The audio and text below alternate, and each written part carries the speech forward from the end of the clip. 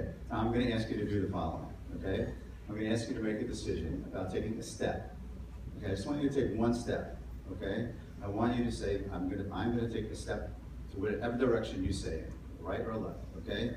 I'm going to do the opposite of what you, I'm going to do the opposite, okay? So, no, right or left, okay? Right or left, that's it, okay? I'm going to do the opposite. So tell me, which way are you going to step? You're going to step left.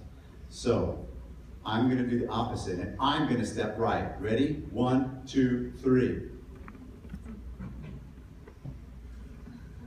Wait, do that again. I'm going to do the opposite. Which way are you going to step?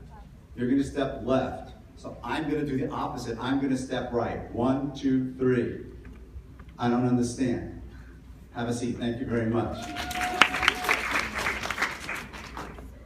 Avraham Avinu turns to Lot, and he says to him the following. Lot, you and I, we're not getting along well together. So, the whole land is available to you. Let's separate. If you choose left, I'll go right. And if you choose right, I'll go left. But we just showed that if Lot goes left and Avram goes right, they end up going in the same direction. Now, some of you are sitting here going like, oh, come on, Rabbi Lawrence, there's an easy answer to that. Yes, there is an easy answer to it. Obviously, we all know that one's going in one direction, one's going in the other direction. But from what we just showed you here, we're going to have to figure this out. That's the silly question, although it's not such a silly question. The pshat question is much more basic. Which way is right and left? North, south, east, or west? When Avram turns to Lot and he says, if you go right, I'll go left, which way is he talking to him about?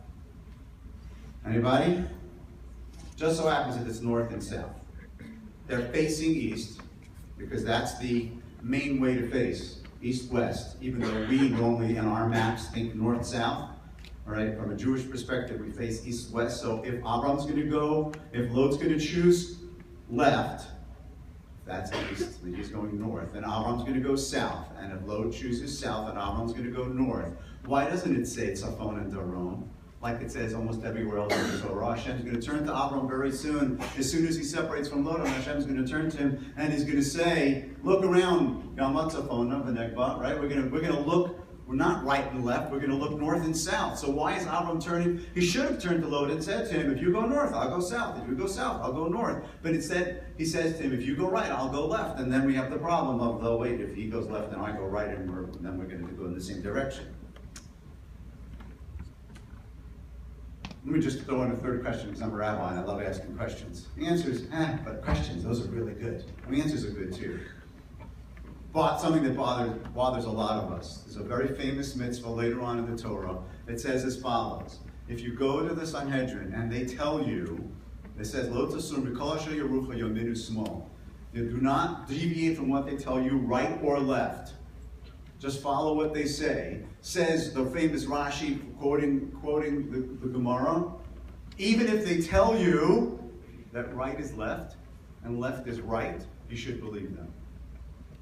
And I always wondered about that, because wait a minute, they're wrong. If they tell me right is left and left is right, they're wrong. Why should I be listening to them? So listen closely to this. If they say to you that something that's true is false, or something that's false is true, the Torah is not telling you to accept that from them. If a rabbi today would get up and say, I want you to know that as far as the Torah is concerned, things fall up. They don't fall down. It's because, things fall up. Hello? Watch. Things fall down. Fact. There's something called, well, at least in this earth, on this earth, okay? There's something called gravity. Things fall down. So it is a false statement to say that things fall up. I don't have to accept something that, if something is absolute fact and not true. However, when it's a perspective on something,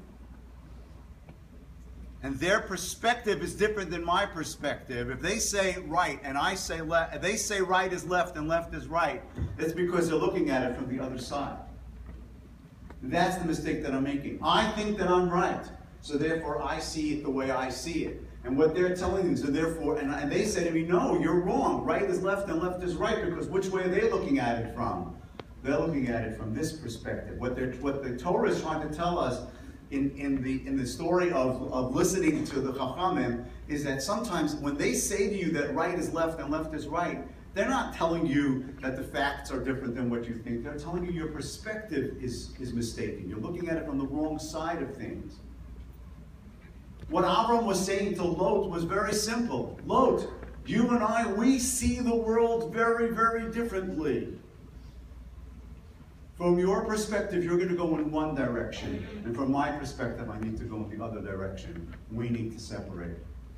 The Torah is letting us know that sometimes it's not the facts on the ground that are important. Sometimes it's the way you're looking at it that's important. And of course, the best way to find out how to look at something is to follow the Torah's perspective, and obviously to follow Chazal's perspective, or Rabbanu's perspective, or your mentor's perspective, because they will somehow or another turn you around and have you face. And of course, if we had both been facing the same way, and Abigail went right and I went left, we would actually separate from each other. We'd step away from each other. All right, but because we have different perspectives, things don't work out. Have a great Shabbos.